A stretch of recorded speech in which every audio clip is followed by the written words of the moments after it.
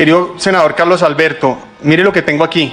Manifiesto comunista. Y resulta que la diferencia entre él y yo es que los dos lo estudiamos, pero él con nostalgia y yo como uno de los fracasos económicos más grandes de la historia. Fracasos económicos de la historia. ¿Cuál fracaso? Porque termina siendo frases vacías, sin conclusión. Fracaso respecto a qué, en qué contexto o en qué ambiente político. El manifiesto comunista escrito por Marx y escrito por Engels, al cual pues muchos, como el senador del Centro Democrático, pues, no sé si son de derecha, centro derecha, bueno, hay a veces un poco de confusión en sus postulados de ideología política.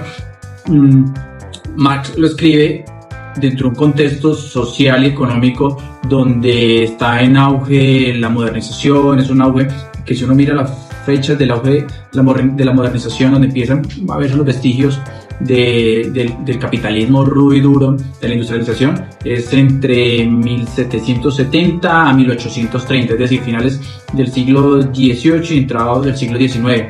Ahí es donde empiezan las fábricas a producir y la gente viene del campo a las ciudades y las fábricas a crear acero, y no importa las condiciones de trabajo, sino que las pelados, los niños, todos trabajen. ¿A cómo? Hasta que se mueran. Que esa era, pues, digamos, las críticas de un Marx, que veía en este modelo económico, primero, una explotación de la mano de obra y de hecho, y segundo, una represión o una, como lo dice el mismo Marx, la plusvalía. Que el empresario el dueño de la empresa que quedaba con esa plusvalía, es decir, ese trabajo adicional que no se le reconocía al empleado. Sí, se le pagaba en cierta manera un salario, pero lo que discute alrededor de las mesas de diálogo de los comunistas es que, por ejemplo, si le pagan un salario, pero si la empresa tiene beneficios, esos beneficios no se irraigan o no se le entregan también a los trabajadores.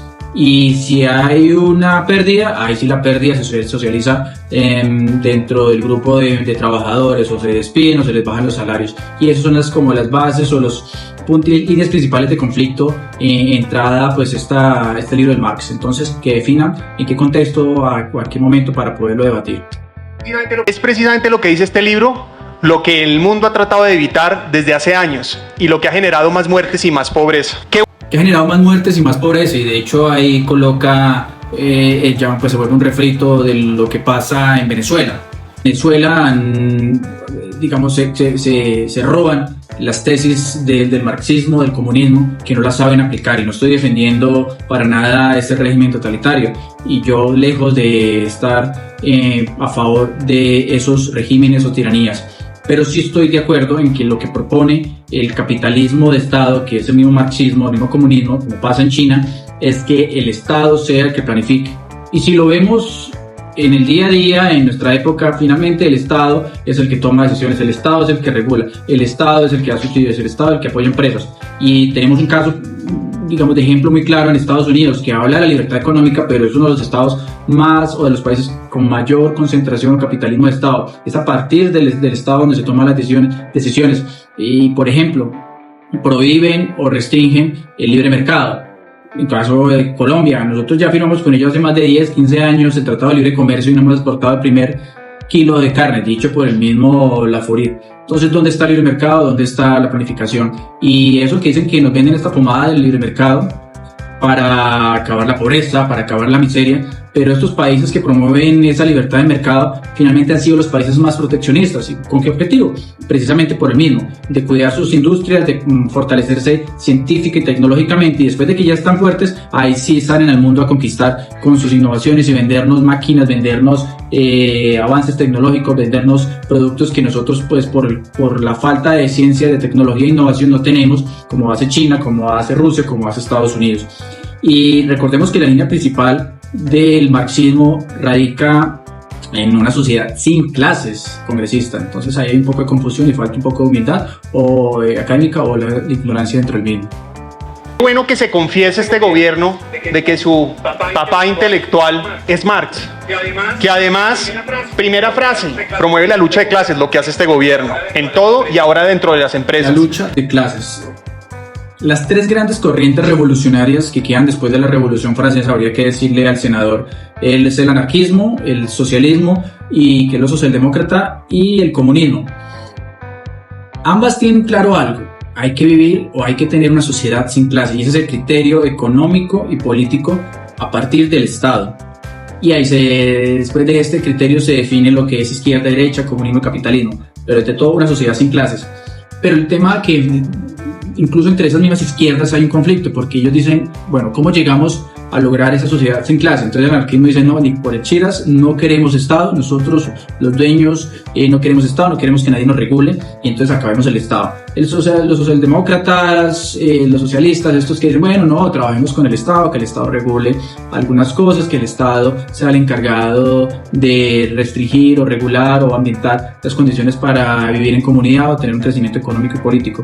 Y el comunismo, que en sí ya es una toma del proletariado. Él dice, sigamos con el Estado, pero el Estado lo manejan los proletariados, es decir, la comunidad, los ciudadanos, y el control del Estado queda única y exclusivamente a partir del movimiento o del dominio de la clase proletaria, de los trabajadores.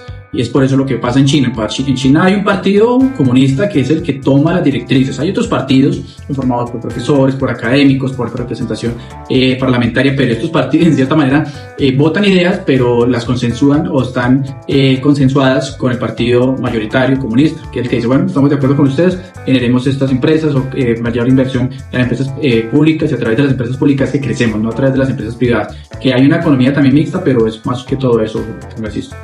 Entre otras cosas, confundiendo protesta social con huelga. Segundo, rechaza por completo el papel de un empresario o un emprendedor. No reconoce el valor de la propiedad privada. La propiedad privada es un tema de mucha discusión, es un tema espinoso. ¿Cuál es la propiedad privada? Pues, ¿quién es el dueño de la propiedad privada? El primer humano que nació o que llegó a la Tierra es el dueño de la propiedad privada, entonces tendríamos que ir antaño a reconocer de quién es la propiedad privada. Una también de las líneas parte del marxismo, del comunismo, de ese libro que él dice que es un fracaso, es definir quién es el dueño de los medios de producción, y en eso consiste el marxismo. Recordemos, y hay que decirle al senador y congresista del Centro Democrático de las derechas o centroderechas, que gracias a los procesos revolucionarios durante la Revolución Francesa en 1789 dejamos de pensar que un rey era el que definía qué yo tenía que hacer con mi vida. Y si yo nacía pobre, moría pobre y no podía ni votar, no podía ni pensar, y ser un vasallo, un plebe, un esclavo o lo que fuera. En estos momentos, gracias a la revolución, donde se dan los primeros pasos a la república, donde se le dan derecho a los ciudadanos, que pues ahí ya de fondo también hay un debate de quiénes son los ciudadanos, pero en sí lo que se da es la libertad. Ya no más el antiguo régimen, ya no más monarquías o arte de la república, todos por igual, y la igualdad de la justicia, la igualdad de derechos, que eso es lo que parte en cierta forma de la propiedad privada. Y entonces les decimos, ¿quiénes son dueños de la propiedad privada? ¿Quiénes son dueños de la riqueza? ¿De dónde nace la riqueza de los que hoy son por hoy ricos en el país y en el mundo? ¿La apropiaron de manera lícita o fueron procesos culturales, históricos, donde muchos de lo que sabemos que la gente que tiene muchas tierras se la apropia de manera indebida?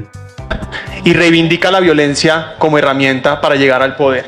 Eso es este gobierno, y qué bueno usted, querido senador, que lo reivindique. Y ojalá los colombianos todos estudiáramos el gran fracaso de lo que fue el régimen socialista y comunista, que Gustavo Petro hoy es lo que plantea aquí y que está fracasando nuevamente. Vuelvo, insisto. Ahora, hay una leyenda negra del comunismo que ha causado muertes, que ha causado millones de personas que mueren por hambre. Es el libro negro del comunismo. Y hay un economista que se llama Amartya Sen, ganador de premio Nobel, que señala que efectivamente de ese gran salto de Mao murieron entre 20 y 30 millones de personas. Pero este mismo economista hace un paréntesis y dice, bueno, si bien durante esa transición murieron estas personas de hambre, durante el siglo XX también hizo una comparación con India, donde esa India capitalista versus esa India comunista tuvo una diferencia en la mortandad de personas, y esa China maoísta, que tenía una expectativa de vida antes durante el siglo XX, es decir, por allá para 1940, 1950, era de 40 años, pasó un momento al otro a 68 años, pero esa India capitalista, la esperanza de vida quedó en 40 años. Entonces, ¿cuál es el modelo de sistema capitalista más perverso? ¿Cuál ha generado mayor beneficio y bienestar a la sociedad o a sus ciudadanos? Te vuelvo y repito, la única forma para salir de la pobreza, la única, comprobada en Colombia y en el mundo entero, es el crecimiento económico, es la generación de empleo, no la destrucción del empleo. Pues si hablamos de crecimiento económico, entonces tendríamos que, sería usted todo un comunista, congresista, porque uno de los países con mayor crecimiento económico después de Estados Unidos, incluso por encima de Estados Unidos, ha sido la China comunista. Y el desarrollo tecnocientífico que han logrado experimentar en los últimos 40 años, pues todos quisiéramos ser o vivir en China, un país donde tiene más de 1.400 kilómetros de red ferroviaria, y fuera de eso tiene la línea de ferroviaria también de tren más rápido del mundo. Si uno va a China, ve el desarrollo de infraestructura, el desarrollo de transporte. Entonces, en ese orden de ideas, sería usted todo un comunista, porque si lo hablamos en términos de crecimiento económico, uno de los países que más desarrollo, prosperidad, bienestar y gente ha sacado la pobreza es la China comunista, que usted tanto critica, y la cual la misma China comunista, que su línea o su desarrollo político y económico nace de ese libro que usted tanto critica. Ahora, también la crítica es al mismo crecimiento económico, porque si bien China crece, ¿a qué costo? El desarrollo, el desgaste de recursos ambientales. China es uno de los países que más contamina junto con Estados Unidos y la India. Entonces, el crecimiento económico, ¿hasta qué punto? Porque ningún crecimiento es infinito y los recursos son limitados, los recursos naturales y los recursos humanos.